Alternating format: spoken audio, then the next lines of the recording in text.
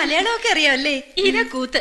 പിന്നെ ഈ വർത്താനം പറഞ്ഞൊക്കെ എന്താ അറിവില്ല? പോയേച്ചി, സിംഗപ്പൂരിൽ ജനിച്ചു വളർന്നെന്ന് പറഞ്ഞപ്പോ ഞാൻ കരുതി അമ്മച്ചി ഇംഗ്ലീഷ് പഠിപ്പിക്കാൻ ട്യൂഷൻ ടീച്ചറെ വെക്കണമെന്ന് പറഞ്ഞ് പൈലിച്ചാൻ എന്തൊരു കളിയാക്കായിരുന്നു. എന്റെ പിള്ളേരെ, ആ കൊച്ചിത്തിരി കാറ്റു കൊള്ളട്ടെ. ഓ, ഈ അമ്മച്ചിക്ക് പുത്ത മരുമകൾ വന്നപ്പോ ഞങ്ങൾ മക്കളെ ഒന്നും വേണ്ട. അതേടി, എനിക്കിനി നിന്റെ ഒന്നും ഓരോ ഓശാരവും വേണ്ട. മോള് വാ.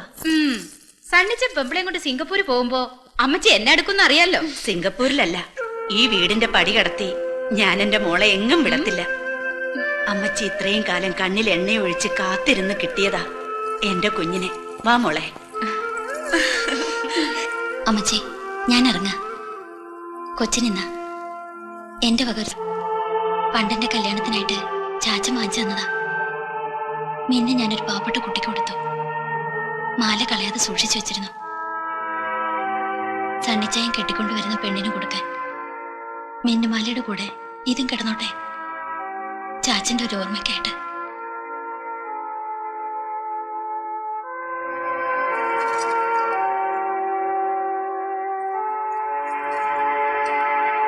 സണ്ണിച്ചായ, നാളെ കാലത്ത് രണ്ടാളും കൂടി പോയി ചാച്ചനെ കുഴിമാടത്തിൽ പ്രാർത്ഥിക്കണം.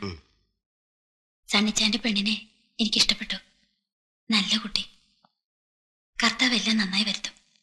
ഞാൻ വരട്ടെ.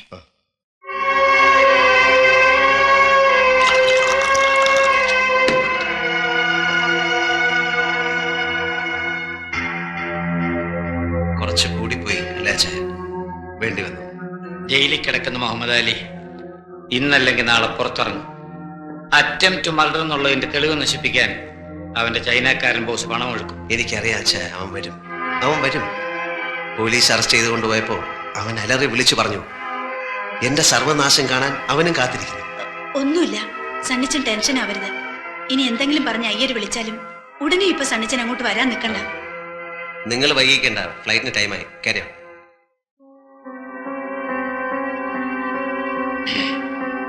ഇനി ആരോടും യാത്ര പറയാൻ നിൽക്കുന്നില്ല. വരട്ടെ.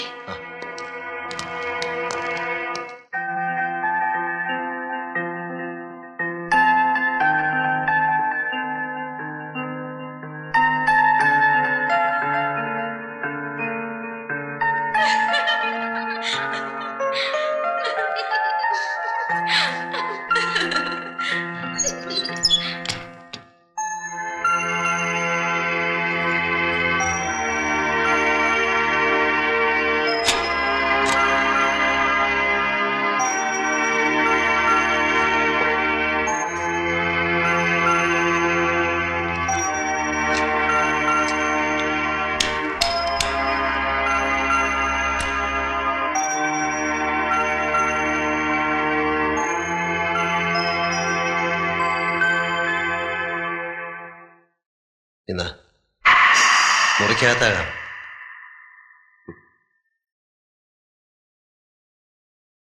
ഒരു കുടുംബ ജീവിതം തുടങ്ങാൻ പോവുകയാണ്. ഭാര്യാഭർത്താക്കന്മാരുടെ മാനസിക ഐക്യമാണ് ദാമ്പത്യത്തിന്റെ വിജയം. കുടിയും വലിയൊക്കെ ഉപേക്ഷിച്ച് നല്ല പിള്ള ചമഞ്ഞാൽ പാലോ മറ്റത്തെ സണ്ണിച്ചന്റെ ഭാര്യയായി എന്നിവിടെ കഴിയാം എന്ന് കരുതുന്നുണ്ടാവും അല്ലേ? 6 മാസത്തെ കരാറിൽ വാടകയ്ക്കെടുത്തൊരു പെണ്ണാണ് നീ എന്ന കാര്യം ഇടയ്ക്ക് ഓർമ്മിക്കുന്നത് നല്ലത്.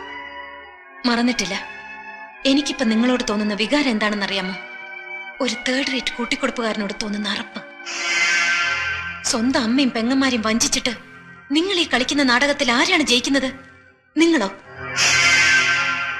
ഞാനും നിങ്ങളും തമ്മിൽ 10 ലക്ഷം രൂപയുടെ കമ്മിറ്റ്മെന്റ് മാത്രമേ ഉള്ളൂ. ആ 10 ലക്ഷം രൂപ ഇന്ന് എന്റെ കയ്യിലുണ്ടായിരുന്നെങ്കിൽ അത് നിങ്ങളുടെ മുഖത്തെറിഞ്ഞിട്ട് ഞാൻ ഈ രാത്രി ഇറങ്ങി പോകുമായിരുന്നു. പാലോമറ്റത്ത് സണ്ണിച്ച ഇതൊന്നുമല്ല ഹീറോയിസം. 5 ലക്ഷം രൂപ പ്രതിഫലം വാങ്ങിച്ച് യാതൊരു മുൻ പരിചയമില്ലാത്ത എന്നെ കുത്തുപാളയെടുപ്പിക്കാൻ വേഷം കെട്ടി പുറപ്പെട്ടപ്പോ എവിടെയായിരുന്നു ഇതിന്റെ ആദർശവും ഫിലോസഫിയും? അതിന് വിശുദ്ധമായ ഒരു മറുപടി എനിക്കുണ്ടായിരുന്നു. വിശക്കുന്ന 4 വയറുകൾ, എന്റെ അനുജത്തിയുടെ ചാരിത്രം. ഏത് കോടതിയും എനിക്കതിന് മാപ്പ് തരും. നിങ്ങൾ ഈ കളിക്കുന്ന വഞ്ചനയ്ക്ക് എന്ത് ന്യായീകരണമാണുള്ളത്? എനിക്ക് ജയിക്കണം. എന്നെ തോൽപ്പിച്ചവരെ എനിക്ക് തോൽപ്പിക്കണം. തെമ്മാടി പറമ്പിൽ അടക്കിയ മനുഷ്യന്റെ മകന്റെ കല്യാണം ഒരു വട്ടം മാറി. എല്ലാ ഒരുക്കങ്ങളും പൂർത്തിയാക്കിയിട്ടും മകളുടെ കല്യാണവും നടന്നില്ല. 3ാമതും പള്ളിപ്പറമ്പിൽ ഒരുക്കിയ എന്റെ ഈ കല്യാണം കൂടി നടന്നില്ലായിരുന്നെങ്കിൽ എന്റെ അപ്പച്ചന്റെ കുഴിമാടത്തിനടുത്ത് എനിക്കൊരു കുഴി കൂടി വെട്ടേണ്ടി വരുമായിരുന്നു എന്റെ അമ്മച്ചിയുടെ. ഒരു വട്ടമെങ്കിലും ഞാനത് ജയിച്ചോട്ടെ. ആദർശത്തിന്റെ ത്രില്ലിൽ ഇവിടെ നീ എന്നെ ഒറ്റിക്കൊടുക്കാൻ ശ്രമിച്ചാൽ കൊന്ന് കുഴിച്ചു മൂടും നിന്നെ ഞാൻ. ഇല്ല, ഒറ്റിക്കൊടുക്കില്ല. മരിക്കാനുള്ള ഭയം കൊണ്ടല്ല, നിങ്ങളുടെ വിജയങ്ങൾ കാണാൻ.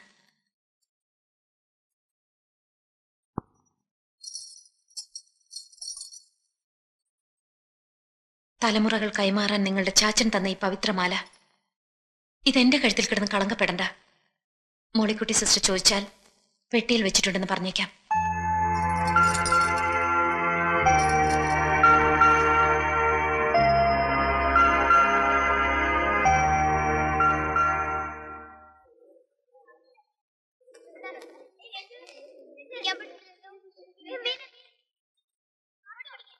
പപ്പയുടെ ടിക്കറ്റിന്റെ കാര്യം ഞാൻ വിളിച്ചു പറഞ്ഞിട്ടുണ്ട്. നാളെ കഴിഞ്ഞ് ശരിയാവും. ഞാൻ കാലത്തെ തന്നെ അങ്ങ് പോവുക. അർത്തിങ്കപ്പള്ളിയിൽ ഒരു നേർച്ചയുണ്ട്. നേർച്ച? അർത്തിങ്കൽ പള്ളിയില? അതപ്പോ നേർന്നു? അത് പണ്ട് മോക്ക് മഞ്ഞപ്പിത്തം വന്നപ്പോ നേർന്നതാ. നേർച്ചയും കഴിഞ്ഞ് എറണാകുളത്തും ടിക്കറ്റും എടുത്ത് ഞാൻ അങ്ങ് പോയേക്കാം. സാറേ. സാറല്ലടോ മോൻ. നേരെ വൈകുന്നു. തനിക്ക് അർത്തിങ്കൽ പള്ളിയില് നേർച്ചയ്ക്ക് പോണ്ടേ? തനിക്ക് ബുദ്ധിയില്ല എന്ന് കരുതിയത്. ആ കുട്ടി താഴ്ത്തുണ്ടാവും. യാത്ര പറച്ചില് മെലോ ഡ്രാമയാക്കി കുളമാക്കരുത്. അല്ലെങ്കിൽ തന്നെ തന്റെ അഭിനയം ഇന്നലെ മുതൽ കുറച്ച് ബോറാകുന്നുണ്ട്. എന്താണ് സാർ ഇതിന്റെയൊക്കെ അവസാനം? 6 മാസം ഇവിടെ പുറത്തിട്ട് സണ്ണിയും ഭാര്യയും കൂടെ സിംഗപ്പൂരിൽ പോകുന്നു. അവിടെ വെച്ചൊരു കാർ ആക്സിഡന്റ്. അതിൽ സണ്ണിയുടെ ഭാര്യ മരിക്കുന്നു. ഭാര്യ മരിച്ച സണ്ണിയോട് എല്ലാവർക്കും സിമ്പതി. ഇത്രയൊക്കെ അഭിനയിച്ച് ഫലിപ്പിക്കാമെങ്കിൽ ഈ കഥയും എനിക്ക് പറഞ്ഞ് വിശ്വസിപ്പിക്കാം. Sir, thanks for everything Iyer John. വാ.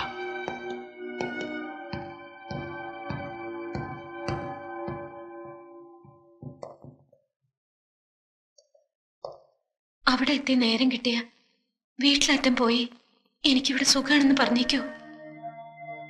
എന്തെങ്കിലും വിശേഷമുണ്ടെങ്കിൽ ഞാൻ അവിടെ ചെന്ന് വിളിക്കാം. വേഷം കെട്ടിലായിരുന്നെങ്കിലും 2 ദിവസം കഴിച്ചപ്പോ ഒരു മകളെ പിരിഞ്ഞ് പോവാന്ന് തോന്നിപ്പോവുക. മെലോ ഡ്രാമ ഒന്നും വേണ്ടെന്ന് പറഞ്ഞില്ലേ? പോവാം.